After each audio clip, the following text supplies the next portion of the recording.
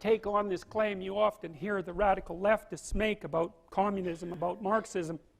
They say, well, that wasn't real Marxism. It's like, okay, well, how many countries do you need to disprove your thesis? How many millions of people have to die before you might admit that you're wrong? Well, obviously more than 100 million, because that's the approximate total. That's probably an underestimate, but we'll be conservative, because adding another 10 million doesn't really make that much difference. So Solzhenitsyn took that argument apart, partly in his book Lenin in Zurich, and then partly in the Gulag Archipelago. But the groundwork had already been laid for all that by Nietzsche, who knew exactly what was coming in the 20th century, and by Dostoevsky, who wrote a book called The Possessed back in like 1880, where he outlined in painful detail the precise mindset that would produce the Russian Revolution like 30 years later. Amazing. And Tolstoy as well, he knew what was coming. It made him suicidal. He wrote in his confession that the conflict between the ideas of Russia, the traditional ideas, and the Enlightenment ideas sweeping in from the West, they blew his worldview apart, which was traditional religious, blew his worldview apart so badly that he was suicidal at the height of his fame. Tolstoy knew what was going to come too. And so it's not like Solzhenitsyn was the only person who could see this. Orwell knew it. Malcolm Muggeridge knew it in the 1930s when he was noting that the Soviets, given their idea of class guilt, which sounds a lot like white privilege to me, or any other form of racism,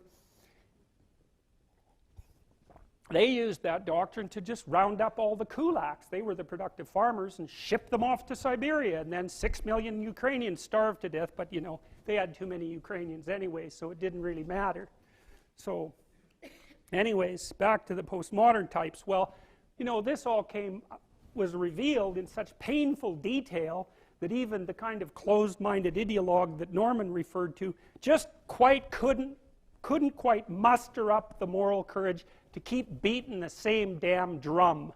So what they did instead, being highly intelligent individuals, was play a game of sleight of hand and transformed these Marxist presuppositions into postmodernism in the 1970s.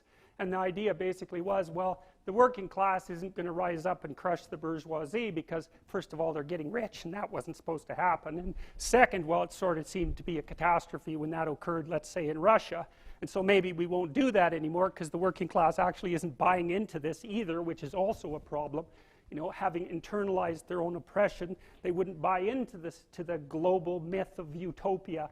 So maybe it's because they had some sense. It's certainly possible. But anyways, the sleight of hand was, oh, well, fine, we'll just play a different oppressor versus oppressed game, and we'll introduce identity politics.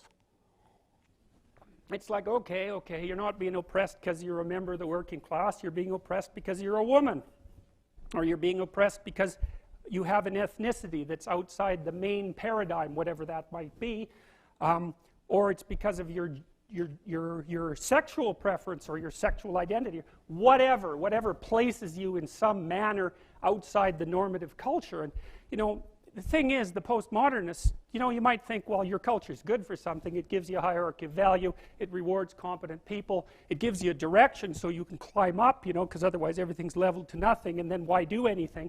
Well, they don't care about any of that. They don't believe that there's any such thing as competence. They don't believe that there's any such thing as up. This is all, postmodernism wipes all of that out. And so when the postmodernists analyze a text, all they care about is how it privileges the position of the author and who it oppresses.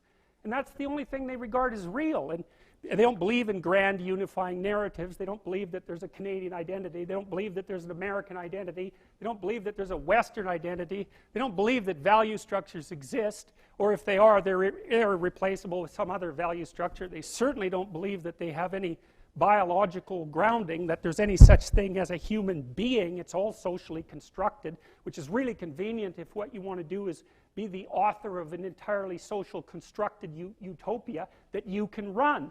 And then when the Marxists say, well, that wasn't real Marxism, what it really means, and I've thought about this for a long time, it's the most arrogant possible statement anyone could ever make. It means, if I would have been in Stalin's position, I would have ushered in the damn utopia instead of the genocidal massacres, because I understand the doctrine of Marxism and everything about me is good. It's like, well, think again, sunshine. You don't understand it. You don't understand it. and you're not that good. And if the power was in your hands, assuming you had the competence, which you don't, you wouldn't have done any better. And even if you had, there would have been someone else waiting right behind you to shoot you the first time you actually tried to do anything good. And that's what happened to all the old guard who ran the damn revolution. Stalin rounded them all up and shot them, along with their families and millions of other people. So even if you do happen to be that avatar of moral purity that you claim implicitly, the probability that you'd get to act out your goodness in relationship to those possessed by your ideology is 0. So there's